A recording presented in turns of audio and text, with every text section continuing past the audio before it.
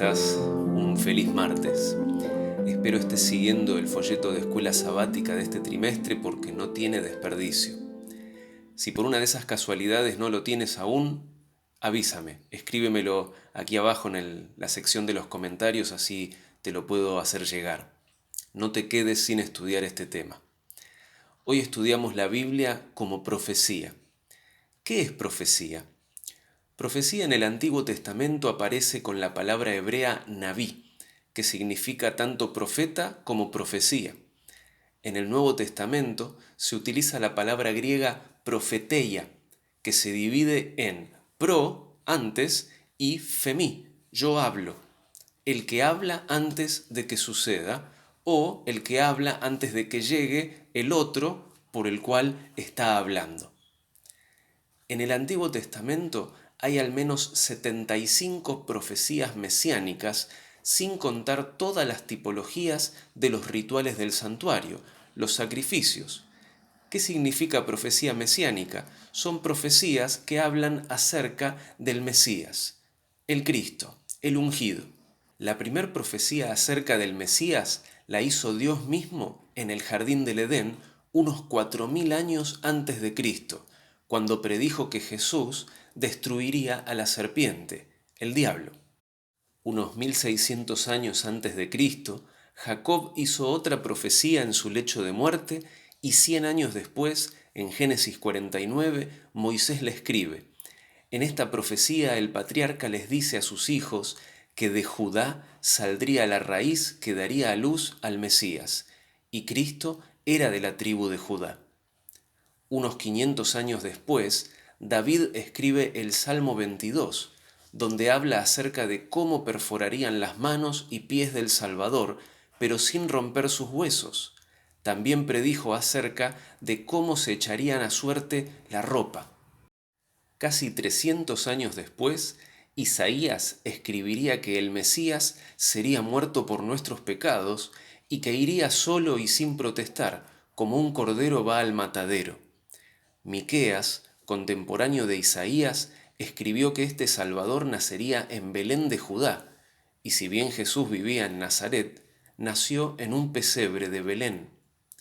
Unos 100 años más tarde, Daniel escribió desde Babilonia la fecha exacta en la que el Mesías comenzaría su ministerio y la fecha exacta de su muerte.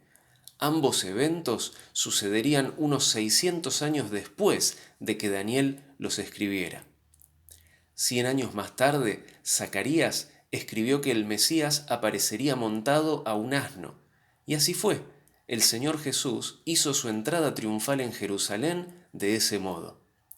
Y 100 años más tarde, unos 400 años antes de Cristo, escribió el último profeta del Antiguo Testamento, Malaquías, quien predijo que antes que llegara el Mesías, vendría un mensajero enviado por el Señor. Y entonces, 400 años después, un día apareció Juan el Bautista anunciando la pronta llegada del Salvador. Ahora, con tantas profecías acerca de Cristo, tan detalladas, tan puntuales y precisas, nos preguntamos, ¿cómo puede ser que hubo judíos que no creyeran en Él? Habían estudiado estas mismas profecías, las conocían tal vez de memoria. ¿Cómo se explica que se haya rechazado a aquel que las Escrituras señalaban sin duda alguna? ¿Sabes lo que pasó? Falsas expectativas, errores mezclados con la verdad, tradiciones acariciadas. Incluso los 12 apóstoles, que estaban en mayor cercanía de Cristo, tenían estas ideas erróneas. Fíjate lo que dice Lucas 19, verso 11.